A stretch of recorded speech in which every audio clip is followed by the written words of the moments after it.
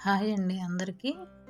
ఈరోజు నేను మీతో గర్వం అనే దాని గురించి ఒక చిన్న కథను మీతో పంచుకుంటాను.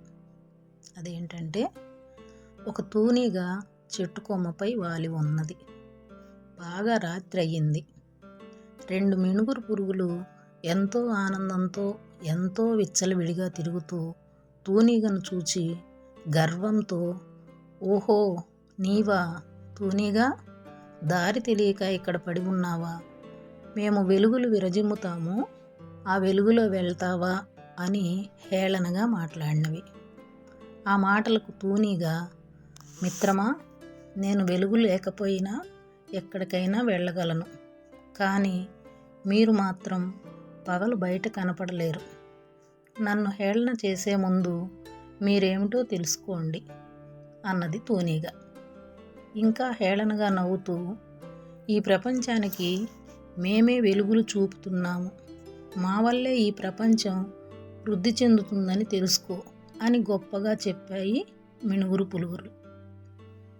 ఆ మాటలకు తూనీగ, నేను గొప్పవాడినని తనకు తాను గర్వపడకూడదు, ఎదుటివారిని కించపరచకూడదు, మేమే గొప్పవారమని ఏనాడు అనుకోకూడదు. మనకన్నా గొప్పవారు ఈ ప్రపంచంలో ఎంతోమంది ఉన్నారు. సాయంకాలం వేళ మీరు బయటకు వచ్చి నేనే ప్రపంచాన్ని వెలుగుతో నింపుతున్నానని భావిస్తున్నారు. కానీ నక్షత్రాలు ఆకాశంలోకి రావడంతో మీ గర్వం పటాపంచలవుతుంది. తళతళ మెరిసే ఆ తారలు ప్రపంచానికి మేమే వెలుగునిస్తున్నామని అవి అనుకుంటాయి. కానీ చంద్రోదయం తరువాత తారల వెలుగు మందగిస్తుంది. ఆకాశంలో కనిపించే చంద్రుడు తన వల్లే ఈ ప్రపంచం సంతోషంగా ఉందని, మొత్తం భూమిని తానే వెలుగుతో నింపుతున్నాననుకుంటాడు. ఆ తరువాత తూర్పున సూర్యుడు ఉదయిస్తాడు. సూర్యోదయం కాగానే ఆ వెలుగులో చంద్రుడు ఉన్న చోటు తెలియకుండా పోతాడు. ఈ ప్రపంచానికి మేమే గొప్ప అని ఎప్పుడూ చెప్పుకోకూడదు, ఎవరి విలువ వారికి ఉంటుంది అన్నది తూనీగ.